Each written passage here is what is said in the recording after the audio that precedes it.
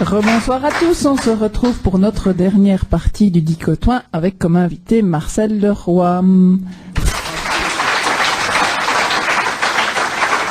diconneurs sont toujours là, Fabien est toujours là. Bonsoir Simon. Rebonsoir Adrien. Bonsoir, bonsoir. Caroline. Bonsoir. Ça va toujours? Ça va toujours. Tu es toujours en pantoufle, Caroline? C'est Adrien. Dominique, bonsoir. Bonsoir Poppy. Thomas, tout va bien? Tout va bien, bonsoir. Ah Pierre, tu nous as fait rire. Bonsoir Pierre. Jean-François. Bonsoir. Tout va bien. Et Thierry est toujours avec nous. On avait dit bénévole, Thierry, on avait dit bénévole.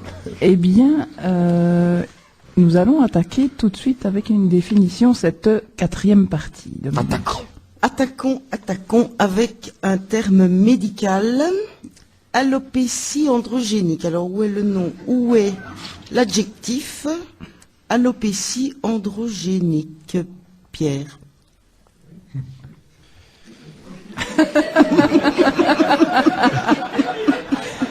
Il rit déjà avant que tu commences, Pierre. Vous ne trouvez pas qu'en plus il a une tête de clown, ce Pierre? Ça, je me fais plaisir. Ça te fait plaisir.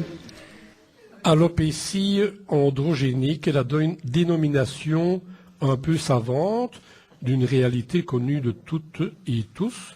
Et pour l'expliquer, on dira que l'alopécie androgénique est synonyme de dilapidation, galvaudage, excédent, surplus, débauche ou gâchis, gabegie, gâchage et aussi pléthore, surabondance, excès ou encore luxe ou gaspillage, mais utilisé spécifiquement dans le domaine de la sexualité masculine.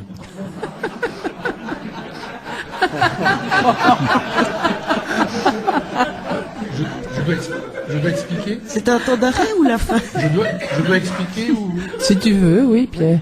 On veut des détails. Je vous explique en 2 mots. La procréation nécessite la rencontre inopinée. Pourquoi inopinée m'a demandé ma femme. C'est un mot que j'aime bien et qui est bien dans sa place dans cette phrase, je trouve. La rencontre inopinée, disais-je, entre une ovule et un spermatozoïde. Ma femme m'a dit, on ne dit pas une ovule, mais un ovule. Je sais, mais on m'a toujours dit que pour procréer, il fallait un mâle et une femelle. Paraît que ça pourrait changer dans les années à venir, mais bon, en attendant... Alors j'ai dit à ma femme, écoute, si tu m'interromps sans arrêt, on n'avancera pas.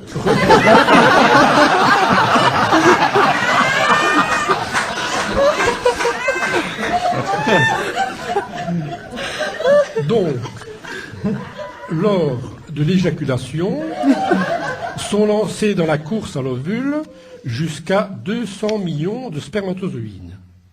Toutefois, le plus souvent, et quand ça marche, un seul spermatozoïde rencontre l'ovule, ici il y a un apostrophe, donc, et est utile à la procréation. L'alopécie androgénique désigne les 199 199 999 autres spermatozoïdes qui sont inutiles, une sorte de pré-avortement. Et comme le déclarait encore récemment Monseigneur Léonard, c'est quand même une fameuse alopécie androgénique. Encore heureux que ça ne fasse pas mal.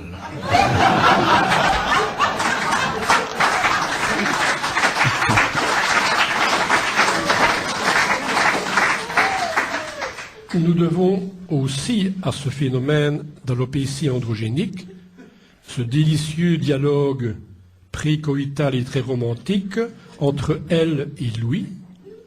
Louis, le fier mâle reproducteur très amoureux, et elle, sa partenaire désirable, désirante et désireuse, qui rêve qu'il lui fasse un enfant.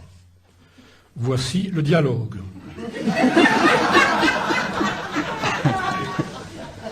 Louis, il y a un peu plus. Je vous le mets quand même.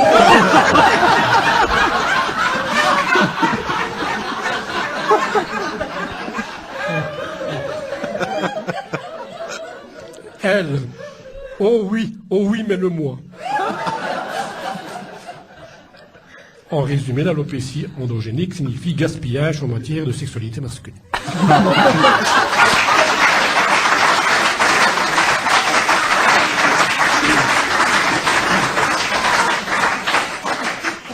Merci Pierre pour cette belle histoire. Adrien. Sapin ripopette. Il n'y a plus de vrais sapins sur la grande place de Bruxelles. Et c'est la faute à qui? Amos Ullmann, l'aîné de cette famille tudinienne dont je vous ai déjà parlé. Cette famille d'origine allemande, je vous jure que le prénom Ullmann existe, c'est un dérivé du prénom Ulrich. Cette famille d'origine allemande qui habite au Web a donné un prix de fou pour acheter le sapin prévu sur la grande place. Et la ville de Bruxelles, dans les négociations, n'a pas pu enchérir. La ville de Thoin, quant à elle, a immédiatement accepté de placer le sapin sur la place des Web. Sur ce conifère, on n'y accrochera pas des boules et autres guirlandes, mais bien des caméras de surveillance. Avec la hauteur du sapin, elles donneront une vue 360 degrés sur le quartier. Reliées directement à des ordinateurs, elles permettront à nos autorités de repérer en direct les alopécies androgéniques, la chute des cheveux. C'est en effet sur la place des Web que nos autorités ont surtout, un 3e dimanche de mai, repéré une zone importante de chute de chevaux. Depuis, la famille Mus des Web et surtout l'aîné Ullmann est devenue encore plus riche car elle a commercialisé ses caméras directement reliées à un ordinateur, les célèbres webcams.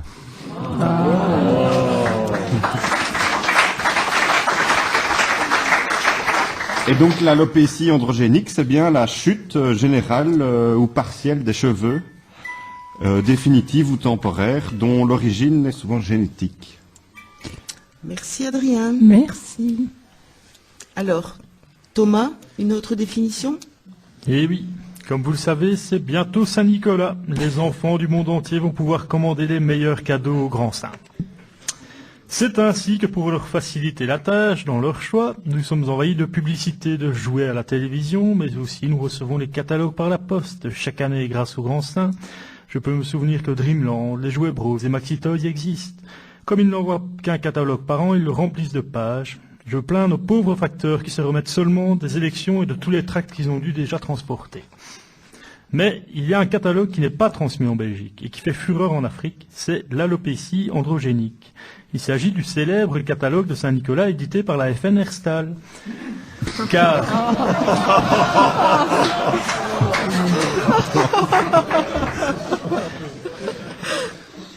Car tandis que nos chères têtes blondes jouent au Playmobil et autres Lego, les chères têtes blondes africaines, les chères têtes noires africaines, c'est péjoratif peut-être comme terme quand on parle d'un africain, bon, nous dirons donc les chères têtes moins blondes que par chez nous en Afrique ont aussi le droit de jouer.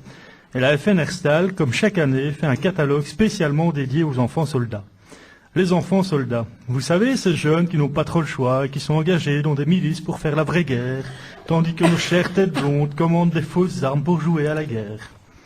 La FN Herstal, donc, dans sa grande bonté, pense aux enfants soldats et comme elle ne peut pas vendre de vraies armes à nos bambins, qu'à cela ne tienne, elle les vendra en Afrique. Là, au moins, on fait des vrais guerriers. Ainsi, le petit Doji a commandé au grand Saint-Nicolas un Beretta. Le petit Mohamed a, quant à lui, choisi le fusil d'assaut. Mustapha préfère les grenades à fragmentation. Il faut dire qu'il a déjà perdu un œil et qu'il ne sait plus servir d'un fusil. Quand il ferme son œil pour viser, il ne voit plus rien.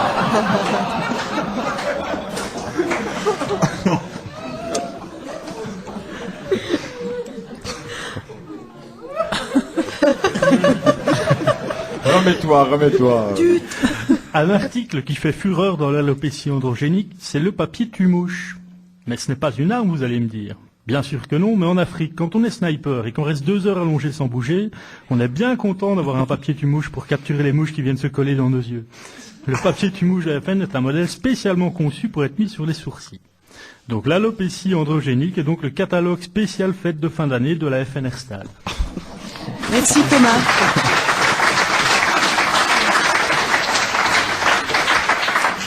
Eh bien, que de belles définitions. J'en profite, Poppy, pour rappeler à Thomas que toutes les plaintes que l'on reçoit au Dicotoin t'attendent chez moi. Donc n'hésite pas à venir chercher les courriers. Donc.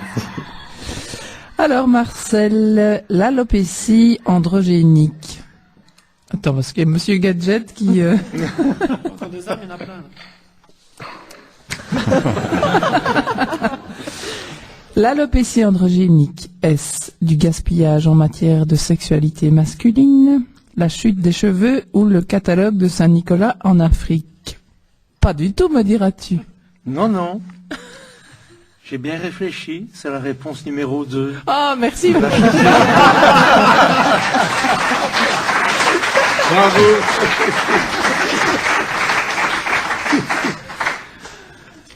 Voilà, je m'y attendais pas, moi. Ça. Eh bien, nous attaquons maintenant avec notre jeu habituel envoyé par Benjamin, le steak haché. Jingle.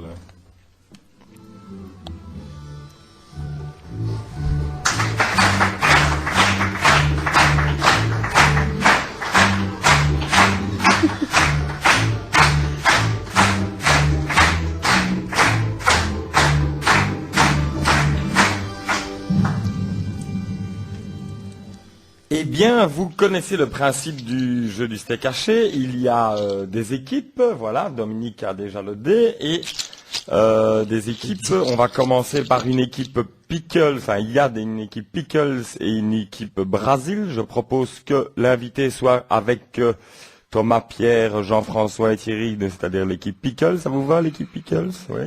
Très bien. Et l'équipe Brésil, le reste des déconneurs, c'est-à-dire Simon, Adrien, Caroline, Dominique qui ne joue pas puisqu'elle fait le dé, et Poppy, tu peux jouer aussi. Et nous allons commencer à présent tout de suite avec l'équipe Pickles. C'est pas un dé, hein, faut bien. Oui, le dé, enfin les moules que... Merci à Béa de nous avoir traité ces moules de bouchot pour... Première proposition, l'équipe Pickles. Le champagne a été inventé par... Proposition A, la veuve Clicquot. Proposition 2, Dom Pérignon. Proposition 3, le comte Champomy. Proposition 4, l'abbé cancer du pancréas. Petite réponse. En effet, c'est Dom Pérignon qui a inventé le champagne. À l'équipe Brésil à présent. Dans la langue française, qu'est-ce qu'un messier? Proposition A, un garde champêtre. Proposition B, un berger. Proposition C, un fermier. Proposition D, un fumier. Et c'est quoi un messier? Un messier. Alors là, Ah, un messier. Un messier, c'est un messier. Qu'est-ce que tu veux que je te dise? Messier. dans ce cas-ci, c'est pas forcément toujours un gentil monsieur, si je peux me permettre. Oh, Un fumier. Non, ce n'est pas un fumier, c'est un garde champêtre. Pour les Question Pickles. pour l'équipe Pickles. Lequel de ces requins existe vraiment? Le requin citron, le requin fraise, le requin banane, le requin chocolat pistache. Ah, j'aurais dit le 1, mais... Hein? Le requin banane. Ah, c'est l'invité qui le dit, et non, c'était le requin citron. La couleur est bonne.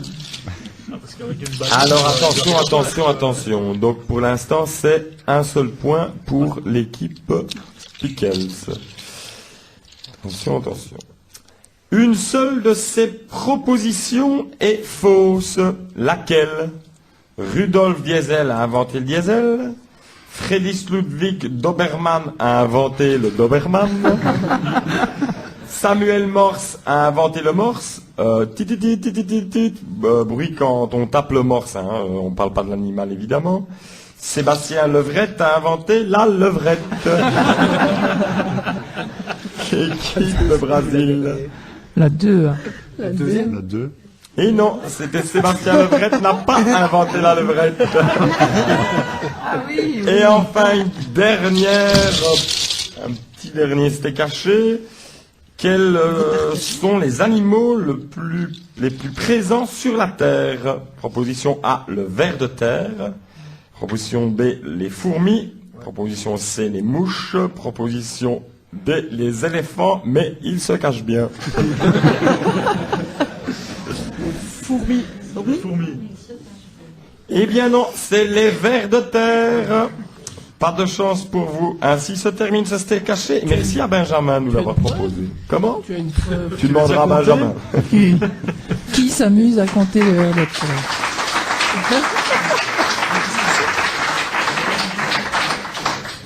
C'est déjà pas facile de Merci. compter les éléphants. Alors. Merci Fabien et Benjamin, Voilà. on t'embrasse. En effet, il m'a demandé un copyright, Benjamin. Donc j'aime bien l'idée du bénévolat de Pierre, je lui rappellerai.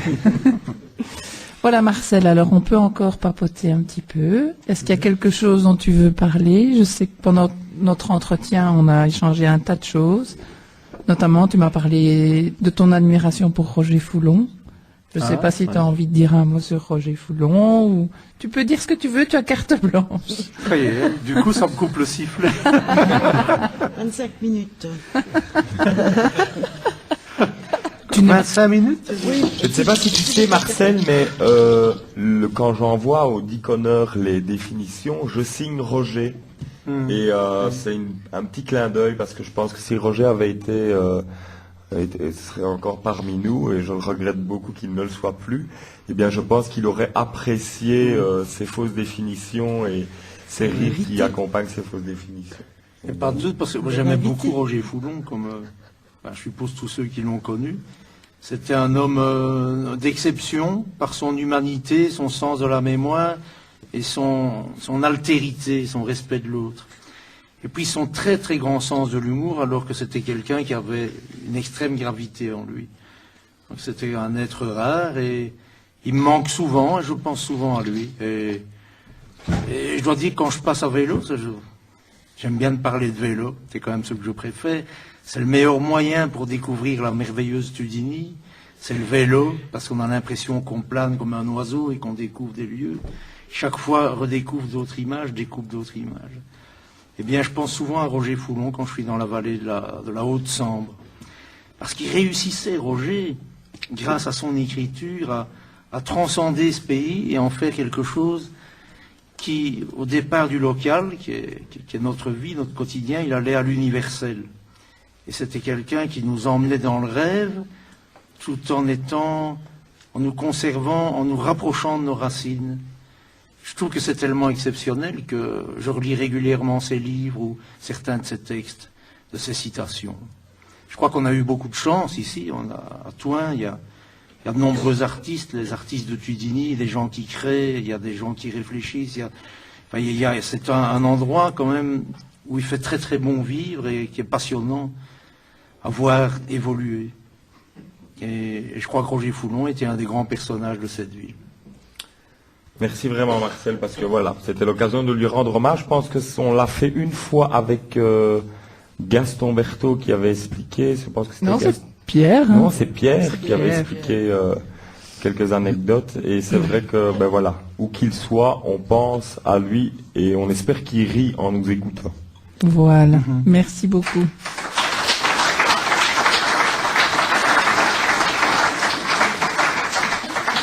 Une dernière définition? Allez, une petite dernière pour la route. Allez, une dernière pour la route. C'est un personnage qui est ou qui était Henri Désiré Buisseret. Jean-François. Mai 2017. L'exode continue. Des quarts entiers de Français venus de Bousigny-sur-Roc, de Coussort et d'au-delà arrivent au zoning de Sort-sur-Sambre. Les autorités locales tentent bien de les caser quelque part, mais la place et les locaux manquent. L'ouverture récente d'un 11e Intermarché à Jeumont n'y change rien non plus. Les vivres commencent également à manquer. Dans ces conditions, l'élection présidentielle qui doit avoir lieu dans quelques jours n'intéresse pas grand monde, d'autant plus que François Hollande est quasi sûr d'être réélu, étant donné que de l'autre côté de l'échiquier politique, il n'y a plus personne. En effet, pour le 1638e jour consécutif, Jean-François Copé et François Fillon, les Bossemans et Coppenol de la politique d'un côté, en sont toujours à se mettre sur la tronche par communiqué de presse interposé, recours en justice, recomptage des bulletins de vote qui commencent lentement mais sûrement à s'écorner et à jaunir les années passant. Pire encore, cette guerre larvée s'est étendue à la rue. Les avenues des grandes villes de France sont encombrées de décombres, des barricades ont été dressées un peu partout, les pavés volent, Mais aucun des deux protagonistes ne veut céder le moindre pouce de terrain. Le président français a bien tenté d'en appeler à la raison et a même menacé de, je cite, durcir sa position. Mais à part un soupir de contentement chez sa compagne Valérie Trierweiler, cela n'a rien changé.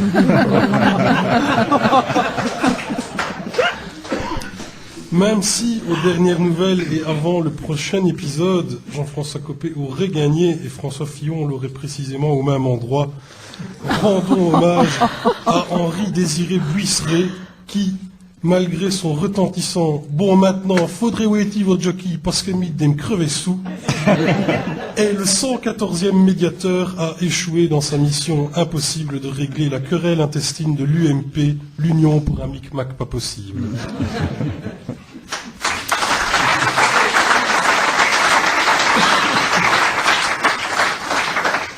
Remarquez Merci, qu'ils sont, Jean-François. ils sont quand même dans leur pensée, puisqu'ils étaient tous les deux contre le mariage homosexuel, donc c'est un peu logique qu'ils ne veulent pas diriger à deux le parti. Jean-François, tu peux me résumer qui était... C'est le 114e médiateur à échouer 114e dans la médiateur. tentative de conciliation. Merci. Fabien? Pas du tout, pas du tout. Henri-Désiré Buisseret est une personnalité de Thoin qui était, eh bien, je ne sais plus vous dire ce qu'il était parce que j'ai perdu le mail que Thierry m'a envoyé avec le résumé de sa vie. Disons que l'info intéressante que je peux vous dire ce soir, c'est que la rue Buisseret porte son nom et que personnellement, j'ai toujours cru que Buisseret, c'était un lieu dit à l'entrée du bois du Grand Bon Dieu. Mais cependant, attendez que je réfléchisse, j'ai quand même une info intéressante et inédite à vous donner sur Henri-Désiré Buisseret. C'est un inventeur. Si, je vous jure. Un jour, Henri lit un article de journal qui parlait des agences de voyage attaquées pour un oui ou pour un non et qui disait ceci. La maman d'un autre enfant de 4 ans s'était piquée avec les rosiers entourant la piscine du club de vacances. Elle a obtenu gain de cause auprès des tribunaux. Le voyagiste, selon les attendus du tribunal, aurait dû notifier ce risque sur la brochure. Un autre cas, plus incroyable encore, mais tout à fait véridique, concerne une mère qui, voyant sa fille rentrer enceinte de son séjour en Tunisie, a traîné l'agence en justice au motif que l'eau de la piscine de l'hôtel fourmillait sûrement de spermatozoïdes en suspension. Et que sa fille, forcément innocente, en avait été involontaire. Une involontaire victime, cette dame a été déboutée. À ce moment-là, il décida de saisir l'opportunité d'inventer un système de bouillonnement de l'eau des piscines afin de purifier celle-ci. Il installa une résistance au fond et sous le carrelage du bassin, et l'eau se mit à bouillonner. Il ne comprenait pas tout à fait pourquoi l'eau de sa piscine comportait aussi des substances de semences mâles, mais il remettait cela sur le dos de son neveu qui avait gardé la maison l'été dernier et qui avait sans doute profité du lieu. Le soir même, il alla voir comment son invention se comportait, et il glissa sur une substance gélatineuse. Il tomba dans l'eau et se rendit compte de l'agréabilité de cette eau chaude et massante. Et voilà qu'Henri-Désiré Buisseret venait d'inventer le bain à bulles. Le problème de cette eau chaude, c'était la vapeur qui obligeait Henri à remplir régulièrement sa piscine. Alors, il installa une structure de verre au-dessus du lieu, et bardaf, Henri-Désiré Buisseret venait d'inventer le hammam. À la fin de la semaine, Henri voulut tester la qualité de son eau. Quelle fut sa surprise quand il découvrit que son épouse Monique était occupée à faire une fellation au jardinier. Henri comprit tout de suite que les substances dans l'eau de la piscine et celles sur le carrelage n'appartenaient pas à son neveu. Oui, parce que Henri-Désiré le savait, Monique, elle, n'avale pas. Si Henri-Désiré avait dû justifier ses inventions, il aurait dû expliquer tout ça. Alors voilà, Henri est célèbre à Thoin, mais pas pour le jacuzzi ou les salles chaudes à la vapeur. Mais je comprends mieux pourquoi c'est dans la rue Buisseret qu'on a décidé de mettre l'artère principale où passent les pompiers. Voilà ma petite copine.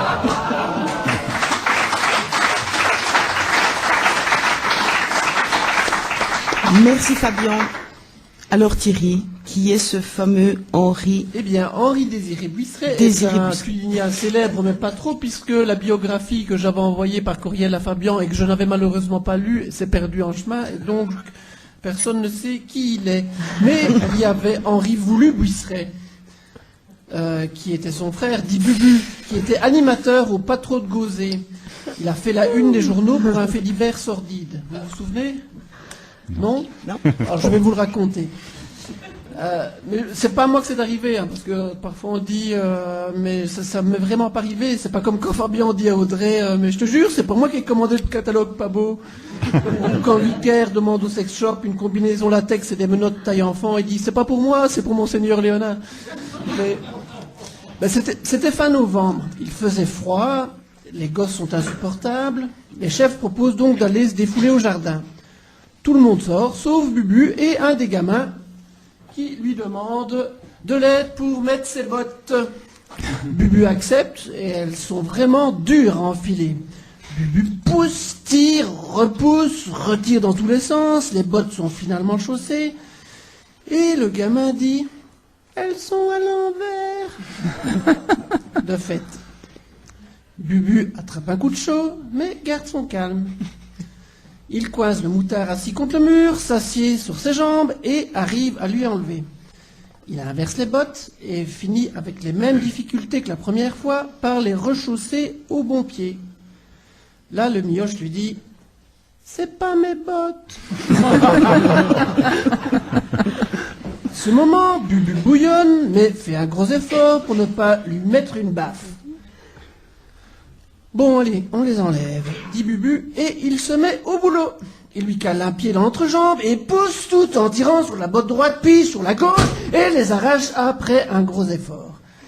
Le chiard pleurniche. « C'est pas mes bottes, c'est celles de mon frère, mais ma maman, elle a dit que je dois les mettre. » Là, Bubu a envie de pleurer et de lui foutre un pain. Mais il a suivi l'atelier de communication non violente avec Pascal Wautier et il entreprend de lui remettre ses bottes. Après les mêmes efforts, il y arrive. Pour finir, il met le morpion debout, lui enfile son manteau, son écharpe et demande « Bon, ils sont où tes gants ?» Et le petit merdeux de Gindre « Ils sont dans mes bottes !» Et c'est là que le babouin en a mangé une belle. Sorti de Jamiou, Bubu a essayé d'ouvrir une garderie au-dessus d'un magasin à la ville basse, mais ça n'a pas marché.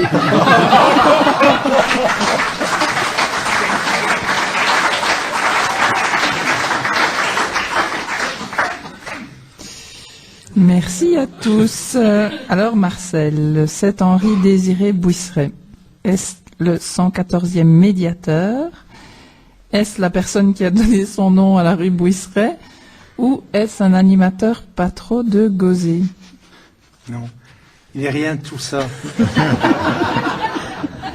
Je vais vous dire que j'ai bien connu Henri-Désiré Buisseret, et pour moi il reste une énigme. Notre première rencontre remonte à 1959. J'étais au passage à niveau à Gilly. Je regardais le Tour de France. Et Bahamontes, l'aigle de Tolède, est arrivé, fulgurant dans le soleil, et dans une écume de transpiration. Et juste derrière lui, Henri-Désiré Buisseret, pédalait comme un fou, et dans une envolée, il a franchi le passage à niveau, il est arrivé au Cap-Bras, il a traversé un bistrot, il a bu le chop, il a continué, il a emporté l'étape. Mystère. J'étais même pas journaliste à l'époque, je lis le journal, et où est passé le vainqueur de cette étape? Henri-Désiré Buisseret, étrange. Quelques années plus tard, quand j'étais arrivé ici en Tudini, j'étais installé tranquillement à l'écluse de Grand Courant, quand soudain, je revis le visage d'Henri-Désiré Buisseret. C'était un peintre surréaliste qui voyageait à bord d'un pédalo. Il avait d'abord remonté le cours de la Meuse. À Namur, il était passé vers en Basse-Sambre, et puis il remontait vers la Haute-Sambre pour se diriger vers Paris. Dans une fulgurance, une fois de plus, Je me suis souvenu de Bahamontes et de l'œil de Tolède. Il a décollé avec Et puis quand j'ai pensé à Henri-Désiré Bouisseret, je me suis dit, mais ce n'est pas possible. Il est là. J'ai essayé de l'attraper en vain. Et puis il s'est éloigné comme ça dans le brouillard. Et il est remonté au-delà de l'écluse, à plus haut. Quelques années plus tard, j'avais complètement perdu la trace d'Henri-Désiré Bouisseret. J'étais dans une galerie d'art à Paris. Je vois une affiche Henri-Désiré Bouisseret. Souvenir de la Haute-Sambre. Je suis entré dans cette galerie, c'était de l'art contemporain. J'ai vu un petit pédalo en papier, une sorte de cocotte en papier. Et Henri-Désiré Bouisseret était là. Je me suis avancé pour essayer de le saluer en disant, vous êtes bien le Henri-Désiré Bouisseret qui était en 1959 au mois de juillet au passage à niveau de Gilly. Il m'a regardé avec un fin sourire. Je dis, vous êtes bien le Henri-Désiré Bouisseret qui est passé en 1977 à l'écluse de Grand Courant à Toin. Il m'a encore regardé avec un léger sourire. Et au moment où je me suis retourné pour regarder cette cocotte en papier qui figurait ce pédalo, qui était toujours garé d'ailleurs, enfin, si on peut dire garé au canal de l'Ourcq, là où la Seine commence à traverser Paris. Je me suis retourné pour boire un verre, et Henri-Désiré Bouisseret avait disparu. Et ce soir, là, je regarde. Pour vous, Henri-Désiré Bouisseret, lève-toi!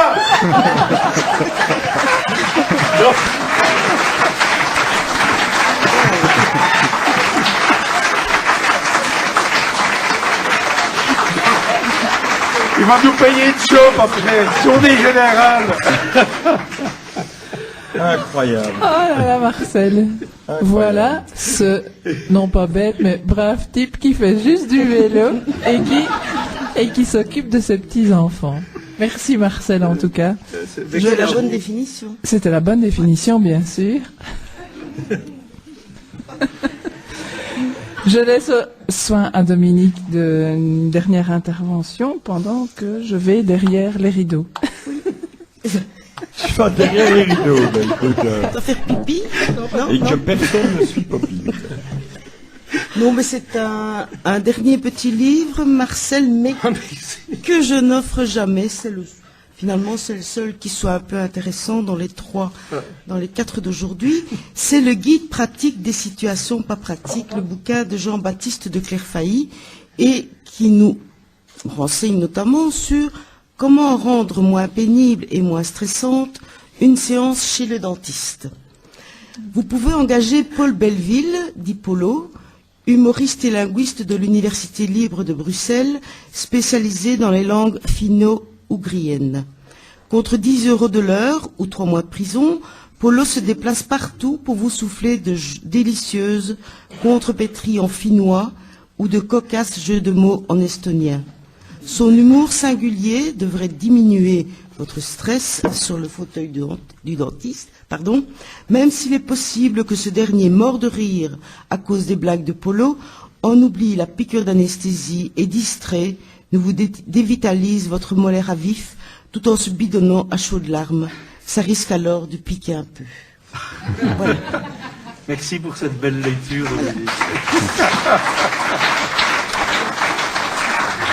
Merci. Alors je termine avec le vrai cadeau pour l'invité, parce qu'il faut savoir que maintenant, après s'être attaqué à Chimay, Marcel écrit un nouveau livre. Il s'est attaqué à Chimay, l'abbaye est toujours là. Hein. Oh, formidable. Les Saint-Feuillants. Marcel écrit un livre sur la Saint-Feuillien, parce qu'il paraît qu'on boit de la Saint-Feuillien partout. À Tokyo, c'est considéré, c'est l'équivalent du champagne. La À New Saint-Feuillien. York aussi, la Saint-Feuillien, oui, oui. Dominique Friard, la directrice de la brasserie d'ailleurs, revient de voyage à Tokyo et à New York. Et ben voilà. Mais c'est formidable, merci beaucoup. C'est à la fois l'histoire, le liquide ambré qu'est la bière, et le souvenir d'une abbaye aussi, comme chez nous. Formidable. Merci beaucoup pour tout, pour votre humour, votre sympathie, votre talent. Et je suis fier d'avoir été votre invité. Ah ben écoutez, et nous on est fiers de t'avoir présenté à témoin.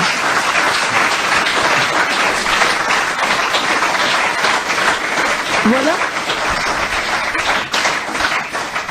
Je suis bouche bée. Oui, moi aussi, je Poppy, suis- Je je n'ai plus suis. rien à dire si ce n'est qu'on se retrouve au prochain Dicotoin Au mois de mars. au mois de mars. Je vous rappelle que... L'invité sera une grande surprise. En effet. En effet. Je vous rappelle, parce qu'on vous l'avait déjà dit la fois dernière, mais qu'il existe maintenant un site internet pour ceux qui n'ont pas Facebook qui s'appelle www.dicotoin.net. Net. Oui. Merci encore à Gérard Van Adenhoff de nous avoir aidé, plus qu'aidé même, de nous avoir créé ce site internet. Et donc vous pouvez y retrouver l'ensemble des interventions du Dicotoin, l'agenda, les photos des invités. Les enregistrements. Pour ceux qui n'ont pas d'ordinateur, il y a des ordinateurs à la bibliothèque, mais vous devez vous munir d'un casque. Oui, tout à fait. Si vous n'avez pas d'ordinateur, vous pouvez aller là. Et si vous riez tout seul devant l'ordinateur, elles ne vont pas croire que vous êtes en train de vous foutre de leur poire. Elles sont déjà au courant. Je tiens également à vous dire que on est toujours sur le projet de pouvoir sortir un petit CD reprenant pas mal de définitions, mais ça demande pas mal de boulot et donc c'est en cours. Merci au public qui Merci est à venu tous. et merci encore aux Diconeurs d'y croire puisque nous sommes déjà à notre 3e émission de cette saison 2012-2013. Et merci au public d'être resté, surtout. Tout à fait, tout à fait. Voilà, Poppy, c'est à toi pour terminer. Eh ben, c'est terminé. Merci à tous. Tu peux lancer le générique. Ah, il faut Je que je ne le retrouve, c'est parti. Parce que maintenant, je Attention. pense que tout le monde connaît les prénoms de tout le monde, donc je ne vais pas les redonner. En effet, bonne soirée à tout le Bonne monde soirée. et encore merci à toi, Poppy, et merci à l'ensemble de l'équipe. À Je le redis. bientôt. Au revoir.